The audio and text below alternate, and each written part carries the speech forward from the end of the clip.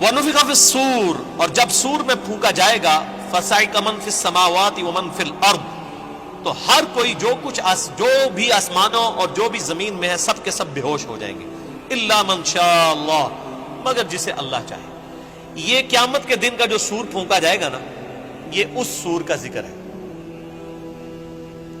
کہ جو روئے ارض پہ لوگ ہیں، آسمانوں میں فرشتے آباد ہیں، سب کو موت آ جائے گی سوائے جس کو اللہ چاہے گا، اور وہ ایک شخص ہے جس کی ایکسیپشن ہے، وہ بخاری مسلم میں حدیث ہے۔ نبی علیہ السلام فرماتے ہیں ایک صحابی کا، حضرت ابوبکر صدیق کا، ایک یہودی سے جھگڑا ہوا۔ اس یہودی نے کہا کہ موسیٰ علیہ السلام کو اللہ تعالیٰ نے تمام جہانوں پہ فضیلت دی۔ صحابی نے کہا کہ نبی علیہ السلام کو سارے جہانوں پہ فضیلت دی۔ آپس میں جھگڑا ہوا تو اس صحابی نے نبی علیہ السلام کی محبت میں اس یہودی کو تھپڑ مار دیا۔ یہ بخاری مسلم دونوں میں۔ مقدمہ نبی علیہ السلام کے پاس پیش ہوا، آپ نے اپنے صحابی کو ڈانٹا اور فرمایا مجھے یونس پہ بھی فضیلت مت دو، اور یونس وہ ہیں کہ جن پہ اللہ تعالیٰ کی طرف سے عطاب آیا۔ پھر اتنا عطاب کہ سورہ الصافات میں ہے کہ اگر یونس اللہ سے توبہ نہ کرتے تو مچھلی کے پیٹ سے اس دن نکالے جاتے جس دن مردے اپنی قبروں سے نکالے جائیں گے۔ اور نبی علیہ السلام فرمایا مجھے یہ بھی نہ کہو میں یونس سے افضل ہوں، کسی دوسرے نبی کو ڈیگریڈ نہ کرو میرے مقابلے پہ۔ اور پھر فرمایا کہ تم موسیٰ کی بات کر رہے ہو، قیامت والے دن سب سے پہلے اللہ تعالیٰ مجھے اٹھائے گا، لیکن میں دیکھوں گا کہ مجھ سے پہلے ہی موسیٰ علیہ السلام ہوش میں ہوں گے اور اللہ کے عرش کا پایا تھامے ہوئے ہوں گے۔ مجھے نہیں پتا کہ ان پہ قیامت کی بے ہوشی طاری نہیں ہوئی، اس بے ہوشی کے سبب جو دنیا میں اللہ کی تجلی کی وجہ سے وہ بے ہوش ہوئے، یا مجھ سے پہلے وہ زندہ کر دیے جائیں گے۔ یعنی حضرت موسیٰ علیہ السلام کو یہ جزوی فضیلت تمام پیغمبروں پہ حاصل ہے کہ سب سے پہلے ان کو قیامت والے دن اٹھایا جائے گا، یا ان پہ قیامت کی بے ہوشی طاری نہیں ہوگی، کیونکہ دنیا میں وہ ایک دفعہ بے ہوشی گزار چکے ہیں اللہ تعالیٰ کی تجلی کی وجہ سے، جو سورۃ الاعراف کے اندر آیا۔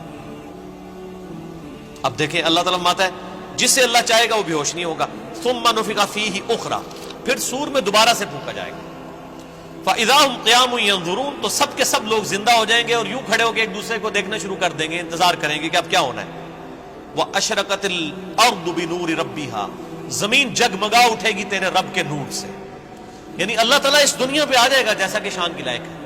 وجاء ربک والملک صفا صفا، سورۃ الفجر میں آتا ہے نا کہ اللہ تعالیٰ اور فرشتے قطار در قطار اس دنیا پہ اتریں گے، اسی دنیا کے اوپر میدان محشر قائم ہونا ہے۔ واشرقت الارض بنور ربها، زمین جگمگا اٹھے گی تیرے رب کے نور سے۔ ووضع الکتاب، اور نامہ اعمال کا دفتر سامنے رکھ دیا جائے گا۔ وجیء بالنبیین والشہداء، اور بلایا جائے گا نبیوں کو بھی اور شہداء کو۔ شہادت علی الناس کرنے والے لوگ جو نبیوں کے بہاف پہ نبیوں کا پیغام ان کی امتوں تک پہنچاتے ہیں، ان کو کہتے ہیں شہید۔ ایک تو وہ شہید ہے جس کو آپ شہید سمجھ رہے ہوتے ہیں، جو جنگ میں مارا جائے، یہ تو بہت چھوٹا شہید ہے۔ اصل شہید وہ ہے جو اللہ کی دعوت لے کے اٹھتا ہے اور شہادت علی الناس کرتا ہے، جو بخاری مسلم میں موجود ہے۔ کیا میں نے اللہ کا پیغام تم تک پہنچا دیا؟ صحابہ نے کہا یا رسول اللہ صلی اللہ علیہ وسلم پہنچا دیا۔ تو آپ نے 3 دفعہ فرمایا اللہم اشہد اللہم اشہد اللہم اشہد، تینوں دفعہ آسمان کی طرف انگلی اٹھائی، پھر اصحاب کی طرف، اے اللہ گواہ رہنا، اے اللہ گواہ رہنا، اے اللہ گواہ رہنا، یہ مان رہے ہیں کہ میں نے پیغام پہنچا دیا۔ اور پھر فرمایا اب تمہاری ذمہ داری ہے کہ تم اس پیغام کو ان لوگوں تک پہنچاؤ جو یہاں پر موجود نہیں ہے، یعنی وہ شہادت علی الناس، یعنی وہ ذمہ داری جو نبی علیہ السلام کے مبارک کندھوں پر تھی وہ آپ نے شفٹ کر دی امت تک۔ اب امت شہادت علی الناس کرے گی، تو ظاہر ہے جو پھر شہادت علی الناس کرنے والے ہیں ان کو نبیوں والی تکالیف سے بھی گزرنا پڑے گا، تو اللہ تعالیٰ پھر قیامت والے دن ان کو بدلہ دلوائے گا نا۔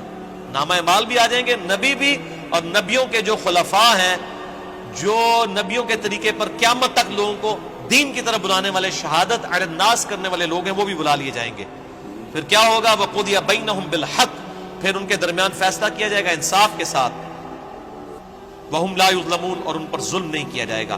وَوُفِّيَتْ كُلُّ نَفْسٍ مَّا عَمِلَتْ، اور ہر جان کو وہی کچھ بدلہ دیا جائے گا جو اس نے دنیا میں اعمال کیے ہوں گے، ہر جان کو بدلہ مل جائے گا۔ یہ نہیں ہے کہ دنیا میں کسی نے برے اعمال کیے تو اس کو بدلہ کوئی اچھا مل جائے گا، یا دنیا میں جس بیچارے نے اچھے اعمال گزارے اور زندگی مفلسی کی گزاری، اوتھے بھی جا کے بیچارہ انجی رہے گا نا،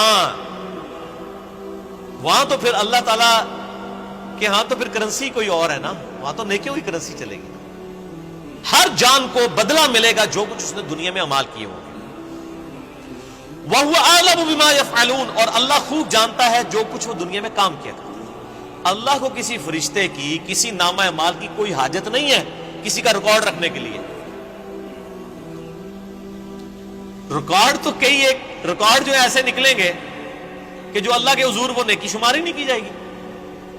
جو ریاکاری والی نیکیاں ہیں فرشتوں نے تو لکھی ہوں گی. فرشتوں کو تو نہیں پتا کہ کسی شخص نے یہ دکھلاوے کے لیے مسجد میں ٹائلیں لگوائی ہیں اور مسجد کے کنواں کھدوایا ہے, یا مسجد میں ٹوائلٹ بنوائے, یا مسجد میں قالین بچھوا دیا, یا مسجد کے اندر اس نے ایئر کنڈیشن لگوا لیا. یہ لوگوں کو دکھانے کے لیے لگایا تھا اس نے, یا میری رضا کے لیے لگایا تھا, اللہ کی رضا کے لیے؟ یہ بات فرشتوں کو نہیں پتا.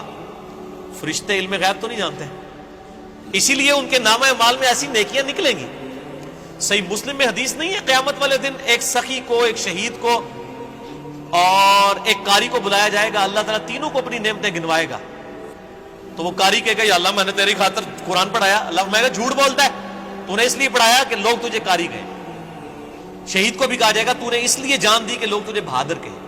اور سخی کو کہا جائے گا تو نے اس لیے اتنا مال خرچ کیا کہ لوگ تجھے کہیں بڑا ہی نیکو کیا کار ہے, بڑا سخی ہے, اور تمہیں دنیا میں تمہارا اجر مل چکا ہے, اب میرے ہاں تمہارے لیے کوئی اجر نہیں ہے.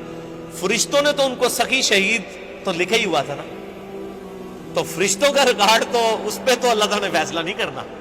فیصلہ تو اللہ تعالیٰ نے اپنے علم کی بنیاد پہ کرنا ہے کہ کس کے اعمال واقعی میرے لیے تھے اور کس کے نہیں. اسی لیے ریاکاری کو شرک اصغر کہا گیا.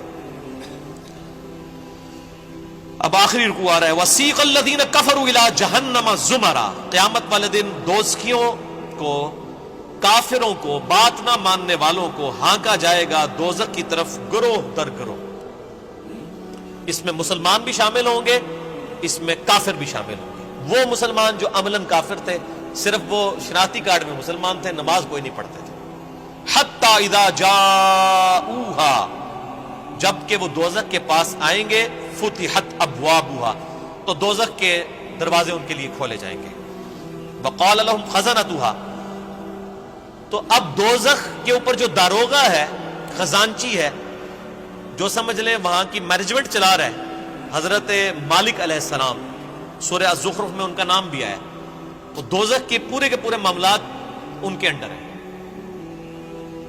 چیف ایگزیکٹو ہیں وہاں کے. تو جب دوزخیوں کو لایا جائے گا نا دوزخ کے دروازے پہ, تو پہلے جو جنہوں کہتے ہیں پہلا مینا جڑا نا انہوں نے مارنا ہے. وہ خزانچی کیا کہے گا؟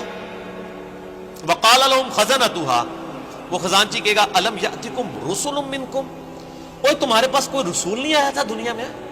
اوے بدبختو دوزخ تک پہنچ گئے ہو, کیا تم ایسے لوگ ہو کہ جن کے پاس کوئی رسول نہیں آیا کہ ان کو پتہ ہی نہیں چلا؟ اصل میں تو رسول آیا ہوگا, یہ ان کو ٹونٹ کروایا جا رہا ہوگا.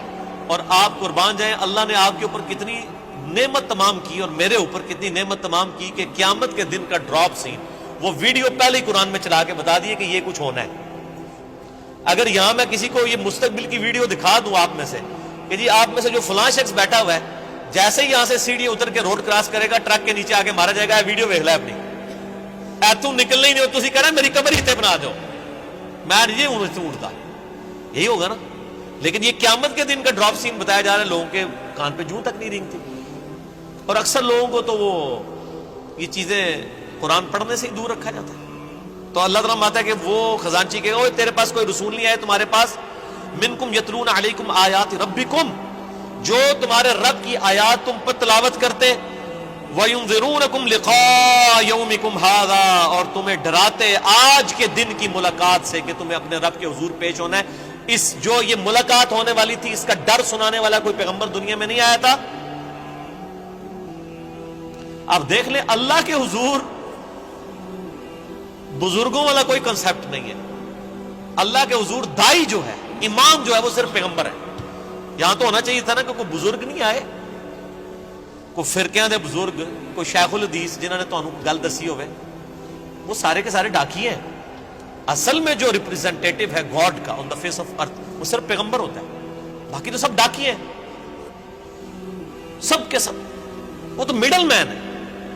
اصل میں جو پرسنالٹی ہوتی ہے وہ صرف پیغمبر ہوتا ہے. قالوا بلا، وہ کہیں گے ہاں کیوں نہیں، آیا تو تھا، ولکن حقت کلمۃ العذاب علی الکافرین، لیکن اب کیا ہو سکتا ہے، جو بات نہیں دنیا میں مانتے تھے اپنے پیغمبروں کی، ان پر اللہ کا عذاب تو آ کے رہنا تھا، ہم نے دنیا میں بات نہیں مانی، ہمارا یہ انجام ہو کر ہی رہنا ہے۔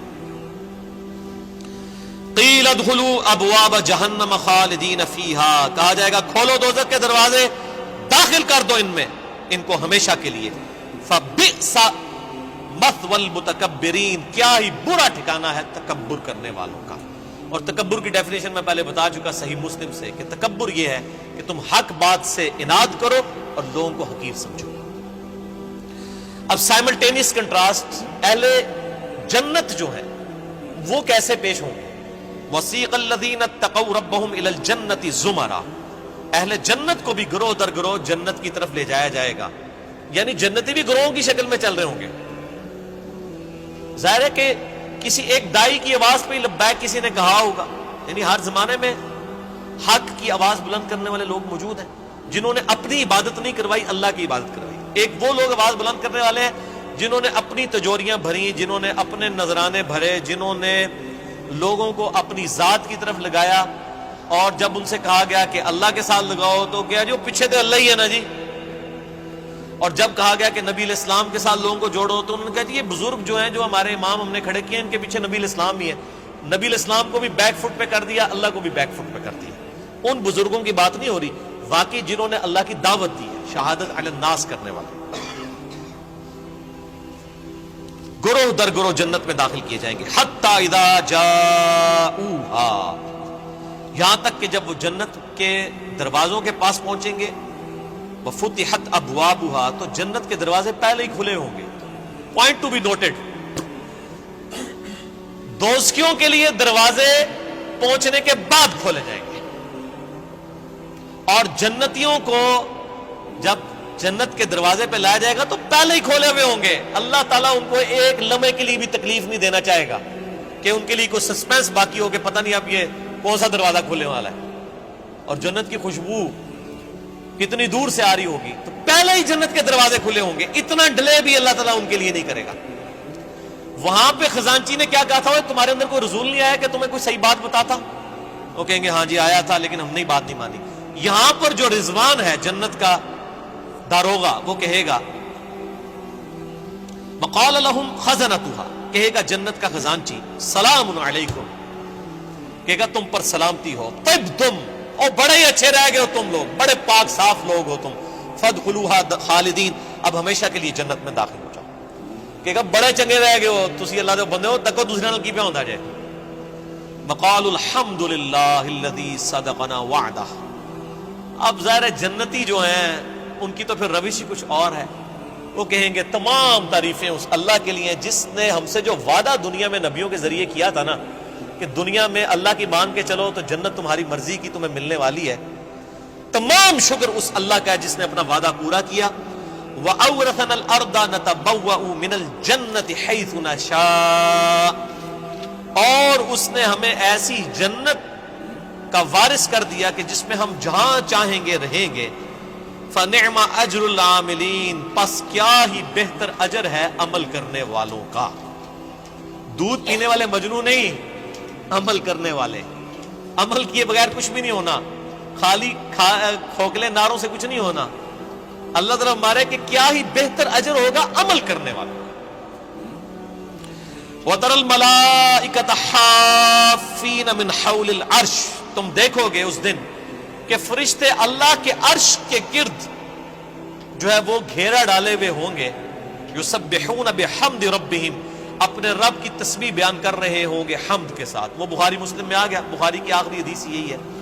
اللہ تعالیٰ کو دو کلمات بہت پسند ہیں جو زبان پہ ہلکے ہیں لیکن میزان عمل پہ بہت بھاری ہیں، سبحان اللہ و بحمدہ سبحان اللہ العظیم، یہی فرشتوں کا کلام ہوگا۔